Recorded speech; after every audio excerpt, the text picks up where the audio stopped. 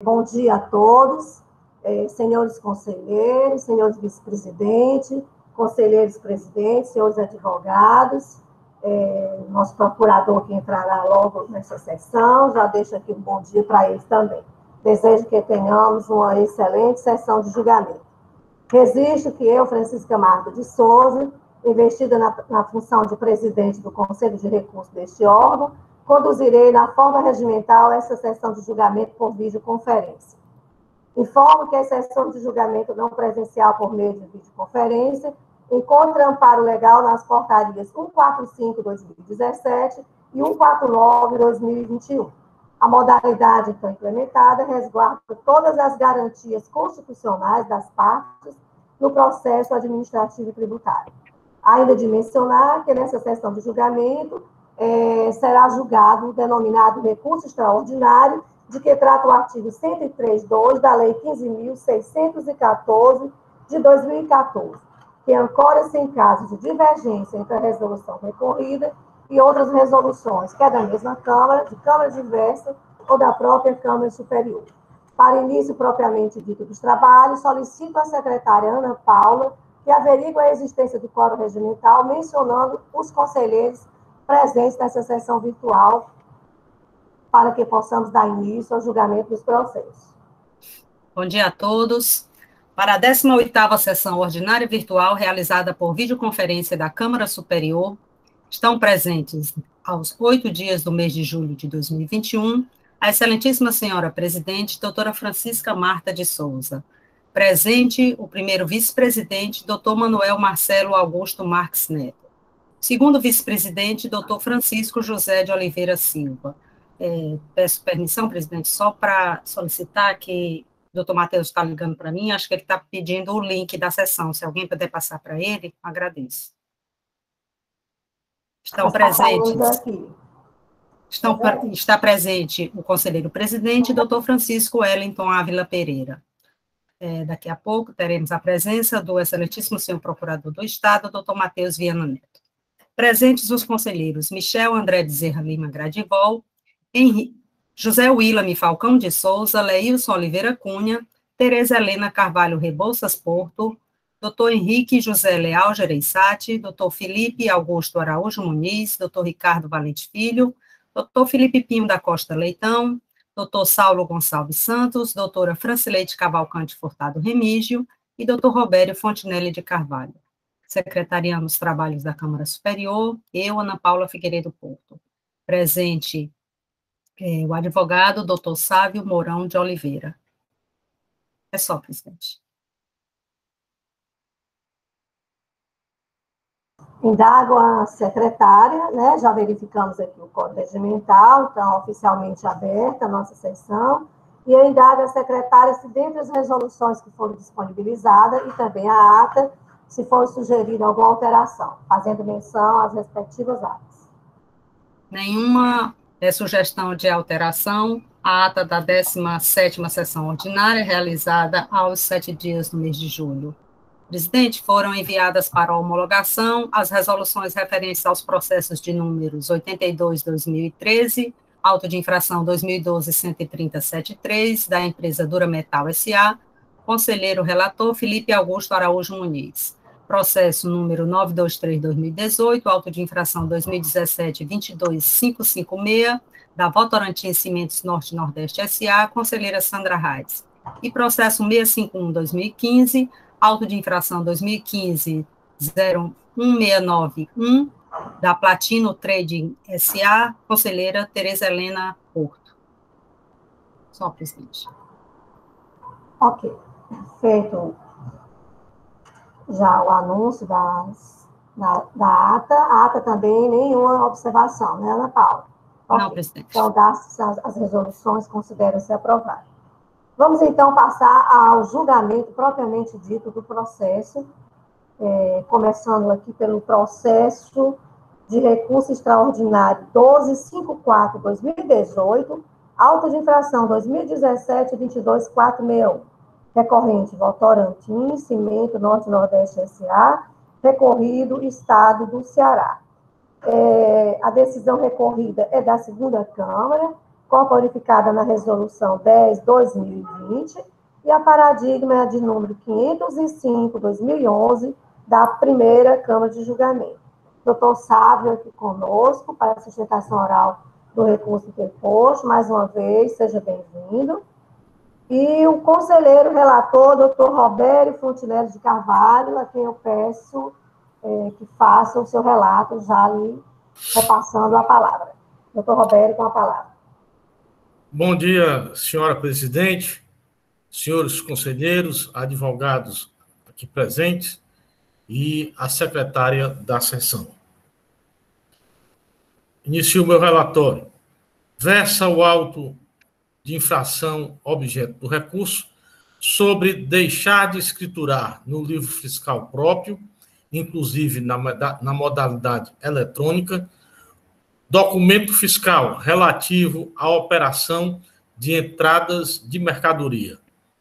Durante o exercício de 2012, o agente fiscal autuante constatou a falta de escrituração no livro próprio para o registro de entrada de mercadorias na modalidade eletrônica no valor de R$ 1.812.583,27, contrariando a legislação vigente, e aponta ainda a autoridade fiscal como infringidos os artigos 276-G, inciso 1, do Decreto 24.569, de 97, e sugere como penalidade prevista o artigo 123.3, a linha G, da Lei 12.670/96, alterada pela Lei 16.258,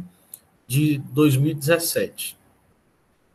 Instruem o presente processo, dentre outros, o auto de infração 2017-24.461, informações complementares, mandado de ação fiscal, termo de fiscalização, termo de intimação, termo de conclusão e fiscalização, protocolo de entrega de documentos. Tempestivamente, a autuada apresentou defesa que repousa as folhas 11 a 37 dos autos, em que pede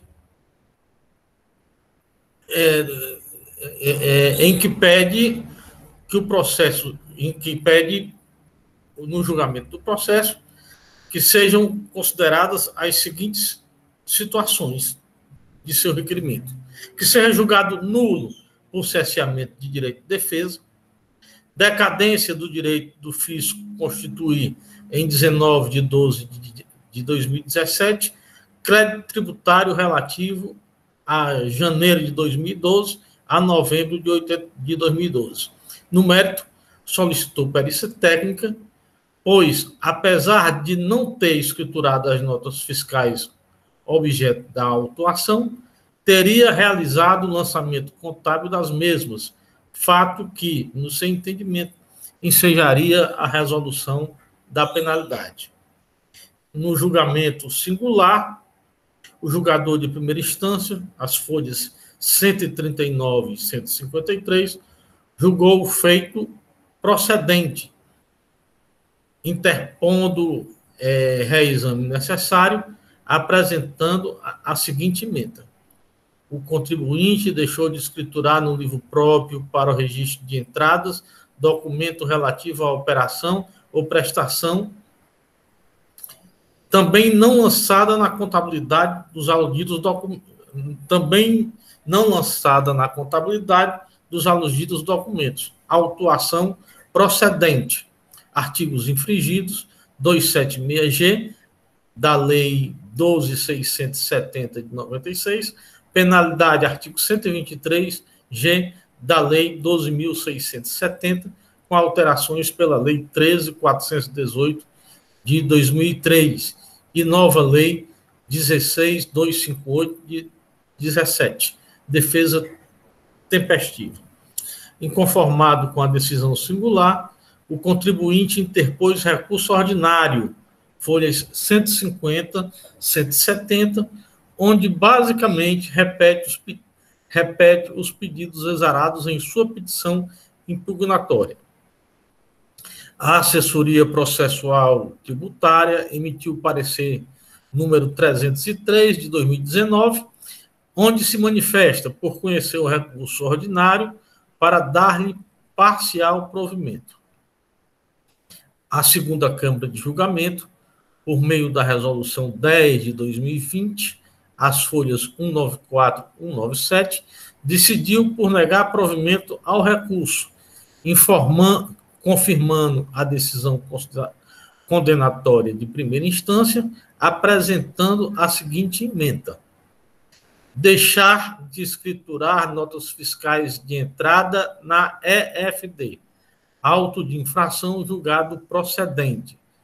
As provas acostadas demonstram a falta de escrituração das notas fiscais de entrada, recurso ordinário conhecido por unanimidade e não provido por voto de desempate do presidente, conforme manifestação oral do representante da Procuradoria-Geral do Estado. Decadência afastada por maioria dos votos. Nulidade por irregularidade no termo de conclusão, afastada por unanimidade de votos. Pedido de perícia indeferida por unanimidade de votos, com fundamento no artigo 97 da Lei 15.614 de 2014. Decisão amparada no artigo 75 da Lei 12.670, artigos 276-A, parágrafos 1º e 3º do Decreto 24.569 e 97, desculpem, a penalidade prevista do artigo 123, H1G, Lei 12.670, com alterações da Lei 16.258 de 2017. Inconformada com a decisão de segundo grau, a recorrente interpôs recurso extraordinário de folhas 2002 a 2007, onde pede que o presente recurso seja admitido, uma vez que foi completamente demonstrado que a Resolução 010 recorrida e a Resolução 505 de 2011 da primeira Câmara sobre decadência tratam de matéria semelhante, ou seja, com relação à aplicação de decadência, sendo julgado totalmente improcedente a cobrança de multa na referida competência. Em segundo lugar, que o feito fiscal seja julgado parcial procedência por divergência com a Resolução 339 de 2014 da primeira Câmara, que trata da multa mais benéfica, com a aplicação de multa de 1% prevista no parágrafo único do artigo 126 da já mencionada Lei 12.670. A presidente do Conselho de Recursos Tributários, CRT, por meio do despacho de folhas 10, do despacho número 10, folhas 2020, folhas 220 e 224, com fulcro no artigo 107 da Lei 15.614 de 2014, decide pela admissibilidade do presente recurso somente em face da existência de nexo de identidade entre o acordo paradigmático número 505, 2011, da primeira Câmara de Julgamento, em razão de terem sido atendidos os requisitos necessários. Quanto a esse ponto, esses requisitos necessários são os exigidos no artigo 106 da Lei 15.614 de 2014. Portanto, admitido somente como acórdão paradigmático o 505 de 2011 da primeira Câmara. É o relatório, senhora presidente. Ok, doutor Roberto, muito obrigado pelo relatório. Né? Síntese, mas super bem feito. Eu acho que a compreensão de todos. E na forma regimental, vamos aqui ouvir o nosso procurador, doutor Matheus Viana. Já agradecendo aqui a presença, porque ele tinha um compromisso inadiável, e mesmo assim encontra-se aqui conosco nessa sessão de julgamento. Gratidão, doutor Matheus. A palavra é sua. Ok, minha presidenta, senhores conselheiros, doutor Sávio, muito bom vê-lo, e vejo aqui que todos estão a postos. O conselheiro relator, doutor Roberto Carvalho, foi muito objetivo. E, para ser mais objetivo ainda, eu diria que o doutor Sávio já está com a argumentação toda posta, pronto para tentar convencer os senhores de que o recurso dele tem cabimento e deve ser provido. Doutor Sávio, me parece que não, porque o prazo decadencial começa a contar, no caso de descumprimento de obrigação tributária acessória, a partir do exercício seguinte. Essa é a razão pela qual a Procuradoria, de forma bem objetiva, e vamos escutar atentamente aqui o doutor Sávio, entende como esse o recurso foi admitido somente em razão desse fato, em razão dessa paradigma. Vamos aqui escutar com atenção o doutor Sávio, talvez possa convencer-nos de que a mudança, a aplicação da paradigma deve ser realizada. Vamos escutá-lo, depois, então, a Procuradoria poderá fazer uma nova manifestação. Mas, por enquanto, a Procuradoria entende que o caso é de improvimento do recurso. É isso, senhora presidente. Bom, ouvimos aqui o nosso procurador, o doutor Matheus, vamos agora aqui ouvir o doutor Sávio representando sua parte. Doutor Sávio, a palavra é sua. Bom dia, senhora presidente, senhora secretária, senhor relator, senhor procurador e demais conselheiras e conselheiros desta colenda Câmara Superior. É sempre uma alegria estar juntos com vossas senhorias para poder falar sobre direito tributário, um direito que tanto nos anima e tanto nos alegra. Diz que a pessoa é verdadeiramente feliz quando ela tem motivos para acordar de manhã e trabalhar com alegria. Não apenas pelo pão de cada dia, mas pela alegria de produzir aquilo que lhe traz felicidade. É o semblante de cada um dos que estão aqui presentes ao lidar com essa matéria tão rica e tão agradável que é o direito tributário. Sobre o recurso extraordinário. Sim, com base na decisão paradigma, o contribuinte ele reitera que o prazo decadencial deve ser aplicado pelo artigo 150, sendo fulminado, inclusive, quando tratado de obrigações acessórias. Esse aspecto trazido no recurso extraordinário é o que se reitera, nesse momento, o contribuinte em suas razões recursais aqui nesta sustentação oral. Adicionalmente, nós também queremos trazer à apreciação desta colenda Câmara uma questão de ordem pública, que nós apresentamos em memoriais já apresentados e que desejamos que eles sejam anexados aos autos. Essa questão de ordem pública, ela está sustentada, alicerçada no Código Tributário Nacional, no que diz respeito ao princípio da retroatividade benigna. O direito tributário é tão belo, por isso que iniciamos elogiando, né, tanto esse belo direito, quanto aqueles que escolheram em suas vidas trabalhar em prol dele. Porque ele fala na Constituição que retroagir é impossível, mas com exceções. E quais são essas exceções? Quando a lei retroagir para beneficiar. O fato gerador dessas obrigações, eles ocorreram em 2012. Em 2012, ainda não vigia a penalidade que lhe foi aplicada, que é a de 10% sobre o valor da operação.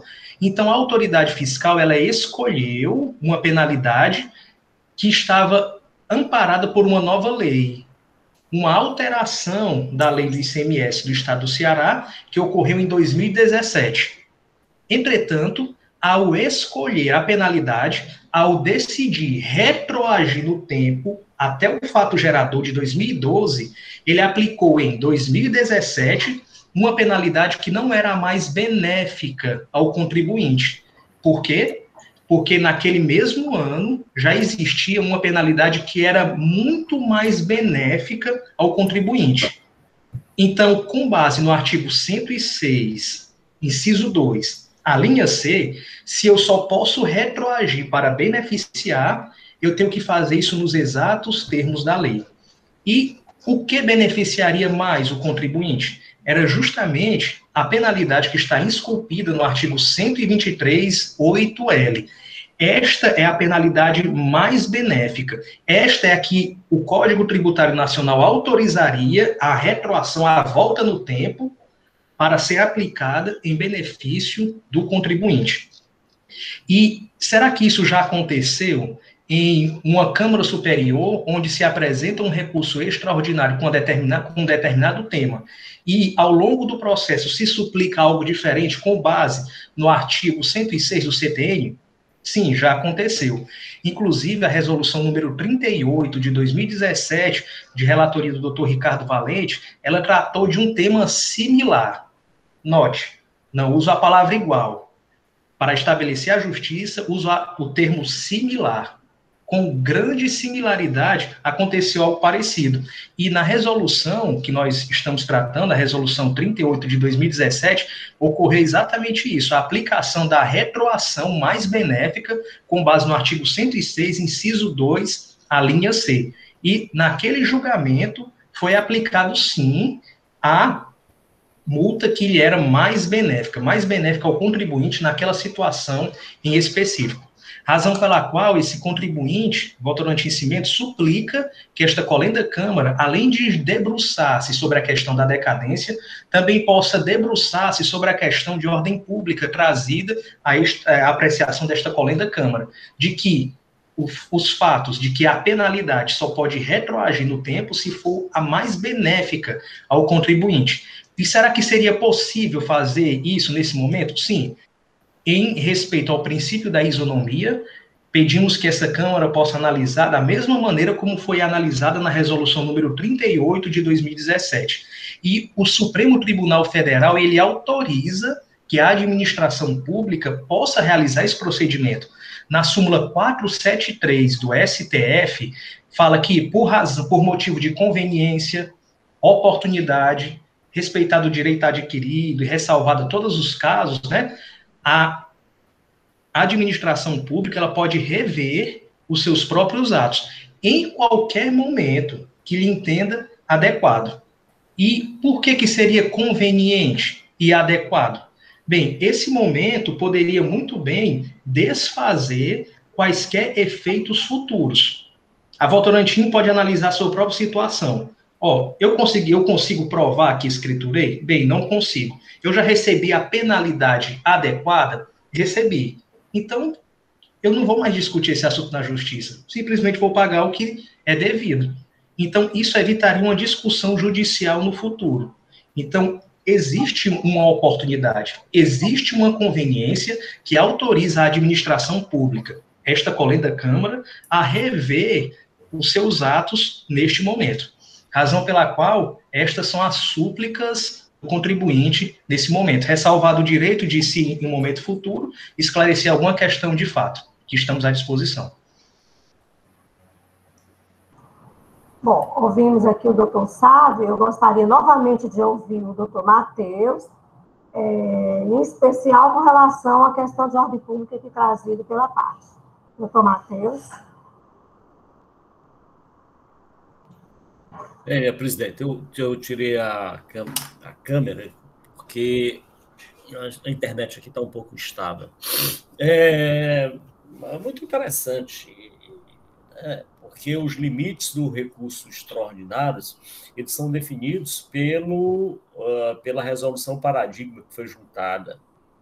E no presente caso, e aí é isso que eu também não entendo, porque por ocasião do recurso extraordinário não se pediu doutor Sávio, não se pediu que o recurso fosse recebido também com base numa resolução paradigma, inclusive nessa que Vossa Senhoria acaba de apontar.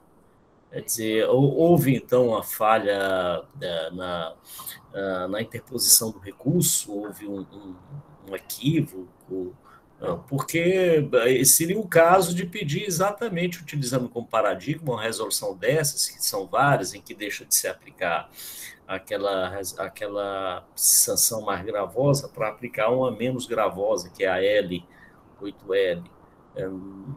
Mas, de qualquer sorte, a questão já está posta, é só uma curiosidade que eu tenho, porque não teria sido feito. Bem, de qualquer sorte, não posso deixar de dizer que essa questão, apesar de ser justa até em decorrência das decisões que vêm sendo tomadas, ela não é uma questão de ordem pública, né? O primeiro ponto é esse, é que a aplicação de uma sanção mais benéfica por ocasião do julgamento não é uma questão de ordem pública, é uma questão de interpretação de norma tributária, que não é efetivamente interpretação da norma, não se constitui em caso em que se possa apreciar, né, uma questão de ordem pública que obrigue os senhores a decidir sobre essa matéria. Então, a Procuradoria entende que, por não ser de ordem pública, vocês não estão sujeitos à aplicação, à utilização desse tema ou à discussão desse tema nesse momento. No entanto, mas tendo em vista as decisões que vêm sendo tomadas por esse Conselho Superior, por Câmara Superior, em relação a isso, acho que já tomou, talvez até para evitar decisões divergentes, talvez fosse o caso de apreciar, mas não por conta, repito, de que seja uma questão de ordem pública, é uma questão de mera interpretação da norma tributária. E quanto à questão decadencial, a Procuradoria reafirma que não teria ocorrido a decadência para fins de lançamento. É isso, senhora presidente. Doutor Matheus e demais conselheiros, o assunto aqui trazido pelo doutor Sávio, ele falou que ele fez a entrega de memoriais. Eu não recebi esses memoriais. Ana Paula, os memoriais foram acostados? Presidente, doutor Sávio passou esses memoriais ontem às 16 horas, eu coloquei no WebDrive e avisei no grupo da Câmara Superior. Foi? Porque, assim, até a alegativa, independente do fato, do escopo, de fugir ou não ao escopo do recurso extraordinário, era até importante que nós tivéssemos conhecimento se a Câmara realmente vem agindo nesse sentido. Então, eu gostaria de pedir que, por ocasião da análise do processo, os conselheiros que tiverem tido acesso façam menção a essa resolução, para que a gente possa ver e, em seguida, depois, a gente decida se nós vamos acatar ou não. Okay? Então, ouvimos aqui as partes e vamos iniciar aqui os debates.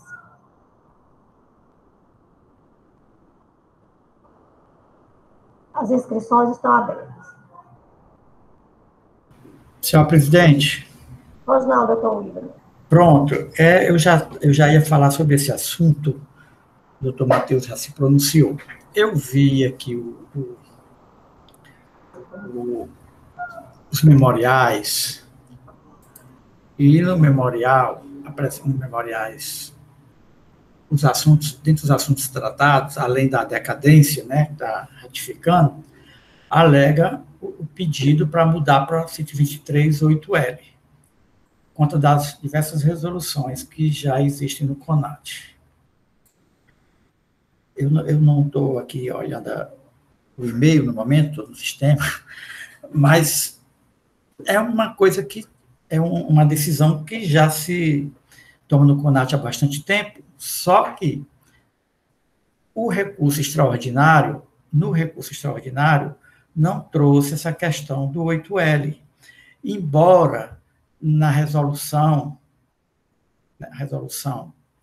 atacada, o parecer da assessoria tributária já sugeria que aplicasse o 8L, e a Câmara afastou e manteve o 3G. Ou seja, tanto nas câmaras há divergência, quanto na Câmara Superior há divergência, embora na Câmara Superior já haja algumas decisões, já existam algumas decisões no sentido de aplicar o 8L. Mas nós estamos em face de um recurso extraordinário. No recurso extraordinário, regra geral, pelo que eu estou há muito tempo aqui, nós nos restringimos à questão da admissibilidade como despacho da presidente, que foi de decadência. A questão para analisar a decadência. O doutor Matheus já se manifestou, eu também entendo que não há decadência no caso, porque não é o 150, parágrafo 4º, por conta que o contribuinte não declarou aquelas notas fiscais para o fisco, porque não escriturou na FD, então, além do mais, falta de obrigação acessória, já há uma uniformidade de que é o 173.1, não 150, parágrafo 4º, aí está afastado. Agora, em termos de justiça, o recurso extraordinário passou ao largo dessa questão de pedir o 123.8L e está pedindo agora. Em termos de justiça, se não for apreciado isso aí, há uma decisão, né, não muito justa perante o que já a Câmara já vem decidindo. Mas, dentro da normalidade, da norma, do recurso extraordinário, não está previsto nós mudarmos penalidade. Assim, aquelas questões, o Matheus já disse, a decadência, decisões de penalidade, aliás. Mas nós estamos a decadência que é de ordem pública. Agora vem também a questão de nulidade, né? Mas alterar penalidade, eu não vi ainda. Aí eu fiquei assim nessa dúvida, se a gente poderia. Lógico que se nós não mudarmos, o contribuinte tem toda a chance de ir no judiciário e ser vencedor. Mas nós aí partiríamos agora para estender a análise do recurso extraordinário. Mas eu também ouvi outros conselheiros, até o doutor Matheus veio essa questão, se a gente poderia fazer isso, se estaria abrindo um leque que não está em previsão na legislação no tocante ao recurso extraordinário. Era isso. Senhora presidente, só esclarecendo mais uma vez, é que os limites do recurso são aqueles definidos pela decisão da presidência. Então, como eu disse, não sendo questão de ordem pública, o recurso ele se restringe ao que foi suscitado pela parte formalizado no recurso e admitido. Evidentemente que, como eu disse, os senhores eventualmente poderiam decidir de outra forma, mas formalmente, legalmente, não há como ultrapassar essa formalidade. É isso, senhora. Por favor, antes de passar a palavra para o doutor Leilson, eu gostaria só de abrir um parênteses. Que a questão aqui suscitada pelo doutor Sávio, a meu entender pessoal, é uma questão de ordem, certo? E eu gostaria, se me permitem, de resolver essa questão de ordem. E que, a meu entender pessoal, passa exatamente pelo que aqui foi exposto pelo doutor Matheus e também pelo doutor William, certo? Sinto muito se existiu alguma decisão que eu não verifiquei no memorial, certo? Se por algum motivo no processo teve essa aplicação. Logicamente que não estou a desconfiar da parte, estou a dizer de que não tive acesso, até mesmo problemas operacionais que a Ana Paula enviou. Mas o que é que eu entendo? Eu entendo que nós não devemos fazer uma discussão, que a meu ver é uma questão de ordem, que a presidente deve decidir, e eu decido no seguinte, de não modificar o escopo do recurso extraordinário. O recurso extraordinário, ele tem por esse fim dirimir as questões, cuidar da uniformidade nos termos da paradigma. E essa questão não foi objeto de apreciação da presidente. Razão pela qual eu entendo que nós devemos passar a analisar a questão da decadência. Presidente. Okay? Passo a palavra ao doutor Leilson, que está inscrito, e em seguida ao doutor Ricardo Valente. Presidente, só uma questão de ordem, bem rapidinho, nesse ponto aí que Vossa Excelência se manifestou, o que eu entendi da parte, presidente, é que a parte não está trazendo a discussão do 123.8L pela não apresentação da paradigma, pela não apresentação do que foi trazido no recurso extraordinário. O que eu entendi que a parte trouxe e que levantou como questão de ordem e como questão de ordem pública também, presidente, foi a questão do fiscal ter aplicado uma penalidade a qual não existia à época. Não foi a questão de levantar no recurso extraordinário a aplicabilidade do 123.8L em discordância de matéria julgada em dissonância com o 123.3G, mas sim a questão de ordem pública trazida pela parte, pelo que eu entendi, foi que o fiscal aplicou uma penalidade para uma época a qual essa penalidade não existia. Então, foi essa a questão que eu entendi de ordem pública, presidente, só para reforçar. Ok, doutor Ricardo, eu entendi também nos termos que você está falando. O que eu entendo é que isso não é uma matéria de ordem pública. Tanto é que a parte falou que foi, inclusive, alguém aqui falou que, inclusive, isso foi uma questão que foi alegada, inclusive, no recurso ordinário. Não foi isso, doutor Sábio? Então, termina sendo uma questão... Não, desculpa, perdão, é porque foi justamente trazida pela assessoria tributária. Não, pela assessoria tributária. Então, tributária, mas, assim... Nesse ponto, assim, nós ainda reiteramos, né, e suplicamos, por que é uma questão de ordem pública? Porque ela fere um aspecto constitucional, porque a lei não pode retroagir, e ela só pode retroagir para beneficiar. E se ela vai retroagir para beneficiar, ela tem que escolher a norma mais benéfica, e a mais benéfica é o 8L que a parte traz para apreciação. Ok, com relação a essa parte do que é mais benéfico, eu acho que não fica dúvidas, né? Inclusive, a Câmara, quando tem a paradigma, nós, inclusive, já julgamos no sentido de aplicá-la. A questão aqui é outra. A questão é não ter sido o assunto perquirido dentro do recurso extraordinário, e nós sabemos se isso é questão de ordem pública ou não. Né? Em sendo questão de ordem pública, inclusive, deverá ser objeto de análise pela presidência do contencioso, antes mesmo de ser julgado. Eu passo agora a palavra ao doutor Leilson. Presidente, antes de eu entrar na questão de ordem pública, eu gostaria de fazer a abordagem a respeito da fundamentação trazida pela parte, no que diz respeito ao seu entendimento de que isso seria uma questão de ordem pública, né? Questão da retroatividade benigna, já que haveria uma retroatividade, um benefício maior ao contribuinte se a lei tivesse que retroagir. O que a Câmara entendeu, e foi por maioria, e foi uma questão de interpretação, é que nos casos de não lançamentos de documentos fiscais nas FDs de entrada, significa que é uma falta de escrituração.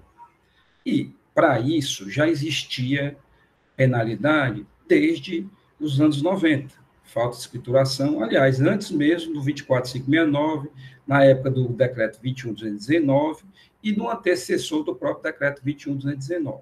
Então, sempre existiu a penalidade de falta de escrituração, tanto para notas fiscais de entrada como para notas fiscais de saída, que em 2003 houve por bem a legislação não tipificar mais como falta de escrituração a nota fiscal de saída, a nota fiscal de saída não lançada na FD, né?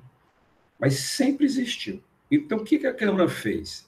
Por maioria, interpretou que aquela sanção que foi colocada pelo fiscal, que é a mesma 3G, só com a nova redação dada pela Lei 16.258/2017, ela era mais benéfica. Em vez da 3G, com a redação original, na Lei 2.670/96, ela seria mais prejudicial do que a 3G, dada com a nova redação da 16.258/2017. Foi somente isso, foi uma questão de interpretação. E aplicando-se, e aí a Câmara, por maioria de voto, entendeu pela aplicação dessa sanção, que é mais benéfica ao contribuinte. A Câmara não entendia cabível o 8L. Isso é uma decisão da Câmara, que não cabe ao Conselho Superior mudar essa decisão da Câmara, no sentido de querer que a Câmara tivesse decidido daquela forma. Ao Conselho Superior caberia a mudança de entendimento nas discussões, desde que fosse manejado recurso para tanto. Aí sim, era lícito a Câmara Superior ter um entendimento que ali é cabível o 8L. Mas não pode a Câmara Superior querer fazer, às vezes, da segunda Câmara, com o entendimento, que foi por maioria, mas é o entendimento que foi consagrado na Câmara, que ela deveria ter aplicado o 8L. Isso não é questão de ordem pública. Isso não tem previsão na nossa legislação. Isso não tem nada de questão de ordem pública. O que está se discutindo aqui é querer que a Câmara tivesse interpretado aquela conduta ilícita da forma como a Câmara Superior vem decidindo e outras câmaras vêm decidindo quando manejado recurso para tanto, que não é o caso. Então, essa é a primeira questão da primeira fundamentação. E aí já se concorda com o doutor Matheus no sentido que isso não é questão de ordem pública. Isso não trata-se de questão de ordem pública. Segundo, tem a questão da preclusão, né? Essa matéria, ela está preclusa, ela não pode ser mais objeto aqui tratado, porque não foi manejado recurso para tanto. Isso não é questão de ordem pública, pelo contrário, se ela for trazida para dentro da Câmara Superior, aí sim é questão de ordem pública, e aí cabe à Procuradoria no sentido de tomar alguma decisão nesse sentido, porque não foi manejado recurso para tanto. Ou se foi manejado recurso, ele não foi aceito na admissibilidade pela presidência. Também não pode se fazer isso. A gente tem que obedecer o que está na lei. E a lei é muito clara. Recurso extraordinário só tem efeito suspensivo. Querer passar acima disso é querer violar o que está previamente escrito na lei. Se quer fazer isso, vamos mudar o que está na lei. Na nossa lei, processual administrativo tributária. Então, o que eu estou querendo dizer é que o fundamento trazido pelo doutor Sávio, embora que ele sendo, toda a vida ele traz sempre um raciocínio jurídico muito específico, singular, fruto da sua inteligência, do seu trato olhando com todos aqui, mas me parece que peca no fundamento de dizer que isso é uma questão de ordem pública. Isso não tem nada de questão de ordem pública. Isso é uma questão de interpretação da Câmara, em que aplicou uma penalidade que ela julgou mais benéfica. Em vez do 3G original, aplicou o 3G com a redação dada pela Lei 16.258/2017. Então, somente isso. Afastou o pedido da 8L, afastou o pedido da decadência, já que trata-se de obrigação acessória, que é comum, que é matéria já pacificada no âmbito do STJ, é matéria de lei infraconstitucional, né, o tribunal apropriado para decidir sobre essa questão, e afastou. Entendeu que é o 3G, só que em vez de botar o 3G original, bota o 3G da Lei 16.258/2017, porque ela era mais benéfica, como o fiscal fez. Porque o fiscal, quando foi verificar qual era mais benéfica, se é a redação original do 3G, no entendimento dele, ou o 3G pela 16.258/2017, ele aplicou 16.258/2017. Então, assim, não é que a Câmara está mudando o entendimento aqui no análise de um recurso, manejando um recurso, analisando esse recurso, e o faz, como faz sempre. Por maioria de votos aqui se faz para 8L. É querer mudar o entendimento de uma Câmara que deveria ter se aplicado o 8L em vez do 3G. São duas coisas absolutamente diferentes. E me parece que não cabe esse tipo de coisa aqui na Câmara Superior, até porque não tem previsão para tanto. Presidente, são essas as considerações. Doutor Felipe Muniz.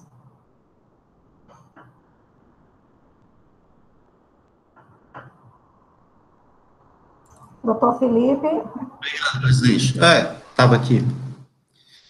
Presidente, é o seguinte, eu entendo da seguinte forma, né? Uma vez em curso o processo administrativo tributário, caso haja nesse momento uma combinação superveniente de uma norma mais benéfica ao contribuinte, é devida, sim, a aplicação dessa regra nova, né, a penalidade, a infração que foi aplicada ao contribuinte, em regra, né,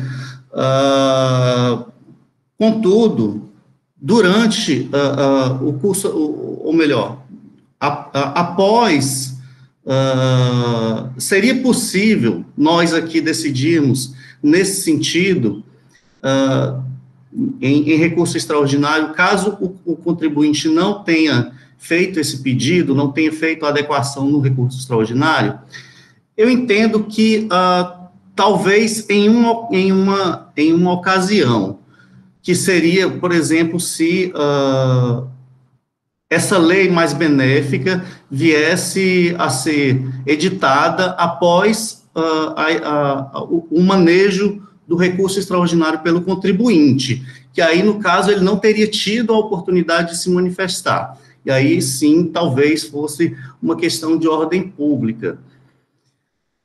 No entanto, essa penalidade ela já existia há muito tempo, então eu acredito que o contribuinte teria sim que ter manifestado nesse sentido no seu recurso, né? E uma vez que não fez, aí a matéria encontra-se preclusa e foge ao escopo do recurso extraordinário. É assim que eu entendo, presidente. Algum conselheiro ainda deseja manifestar-se? Bom, senhores conselheiros, eu queria só recordar o que eu falei anteriormente. A meu entender pessoal, isso é uma questão de ordem, que deve sim ser decidido pela presidência, e me fico bem à vontade de decidir agora, depois de ouvir esse colegiado, certo? Então, a meu entender pessoal, não se trata de matéria, de uma questão aqui de ordem, certo? Até mesmo porque a 123.3G, quando lá foi aplicado já com base na lei nova, e, em resumindo, eu entendo perfeitamente em sintonia com o que aqui foi exposto pelos conselheiros, doutor Leilson, pelo nosso procurador, doutor Felipe, certo? E entendo que nós não devemos acatar. Aliás, em síntese, é questão de ordem, e eu decido por não acatarmos o argumento trazido pela parte e que passemos agora direto à questão da decadência. Deixarei devidamente fundamentado o porquê de não ser questão de ordem, nos termos que aqui já foi discutido. Passemos agora à questão da decadência. Algum conselheiro deseja manifestar-se com relação à decadência? Que esse sim é o escopo, é o limite do recurso extraordinário.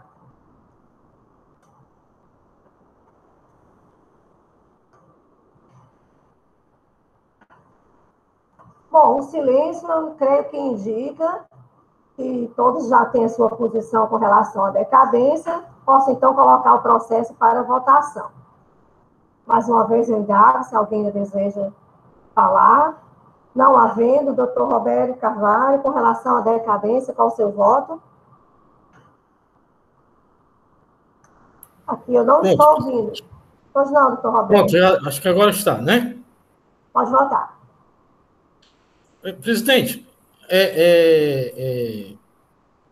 esse colegiado nos deu hoje uma oportunidade muito rica, né? Esses debates nos trouxeram a posição do doutor Sávio, que realmente defendeu muito bem o seu ponto de vista, de forma clara, precisa, né, convincente. O senhor realmente, doutor Sávio, como advogado, o senhor foi brilhante nesse ponto. O doutor Leilson, de igual maneira, estou referindo apenas a esses dois, né, trouxe aqueles argumentos que são aqueles que sustentam a minha posição, né, e quer dizer que vou aderir a tudo que o doutor Leilson Oliveira disse aqui com muita clareza. Doutor Sávio, infelizmente existe um rito processual a ser seguido. Meu voto está pronto há mais de 3 dias. Né? E a sua matéria realmente chegou desatempadamente para nós, inovando em matéria de um recurso processual. Então, passo a me manifestar, presidente, com relação à decadência, que é justamente o limite que me foi colocado para julgamento nesse processo. Observe, no presente caso, que não se pode declarar a decadência pleiteada. O lançamento tributário atacado refere-se apenas à multa por descumprimento de obrigação acessória. De tal maneira, não havendo lançamento de tributo, não há o que ser homologado nos termos do artigo 150 do Código Tributário Nacional, sendo inconteste que a decadência, no caso dos autos, é aquela registrada no artigo 173,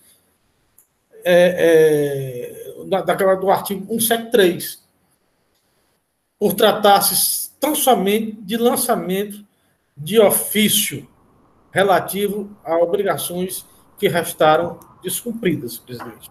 Okay. Se necessitarem de mais explicitações,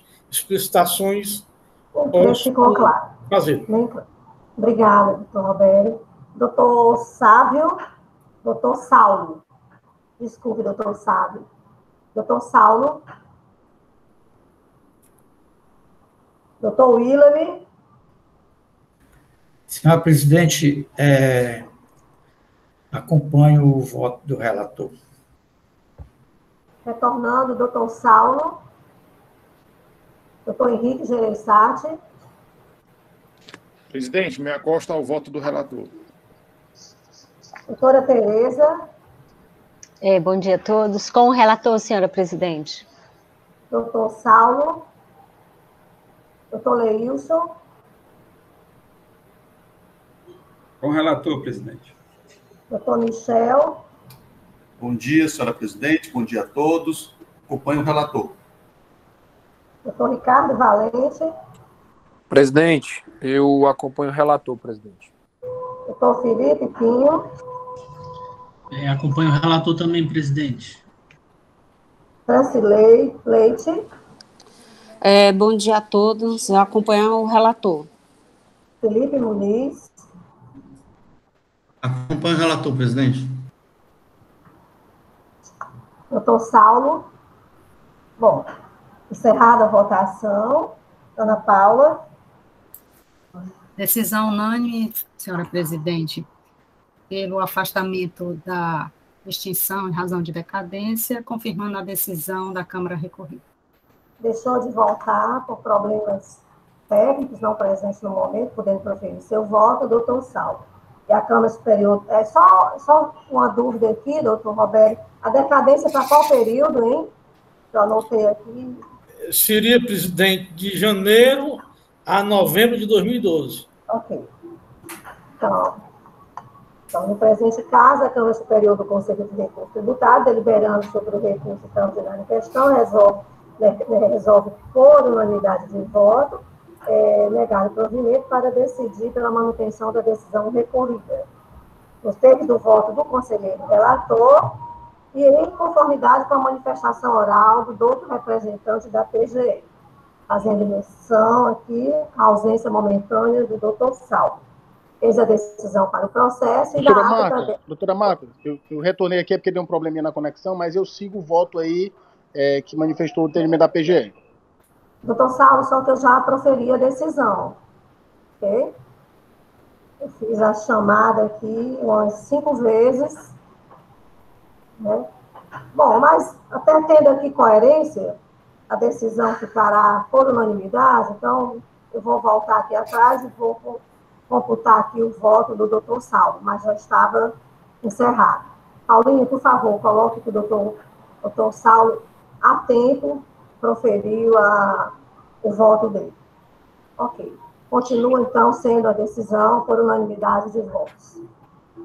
Senhora presidente, se a senhora me permitir a palavra, nós gostaríamos que constasse nos autos, né, o protocolo dos memoriais e que também que o contribuinte apresentou nesta Câmara, nesta sessão, todas aquelas razões que nós entendemos ser de ordem pública em relação à relatividade benigna. Ok. Bom? Com certeza, doutor Sávio. Maravilha. Tá. Então, muito obrigada, doutor Sávio, pela presença. Doutor Matheus também. E, como comuniquei anteriormente, o segundo processo da pauta, ele está sobrestado, inclusive a pedido do conselheiro relator que conversou comigo e disse que tem uma questão processual a ser resolvida antes que o processo entre em pauta. Okay? Muito bem, doutor Sávio, cumprimentá-lo, realmente, como sempre, muito atento, análise boa da questão. Senhores conselheiros, prazer revê-los, uma alegria revê-los, muito bom, ainda que seja um pouco corrido. Minha presidenta, sempre alegria estar com você. Estou vendo aí o doutor Felipe, espero que você esteja bem. Você não está com aquele ar de sempre, aquele ar. Está faltando fazer uma poesia. Faça uma poesia que melhora. Um grande abraço em todos. Um abraço e, mais uma vez, Mateuzinho, obrigada por tudo. Bom dia a todos. Até mais. Bom dia, gente. Um abraço, professor Matheus. Um abraço. Um abraço. Bom dia a todos. Um abraço. Bom dia a todos. Fiquem em paz.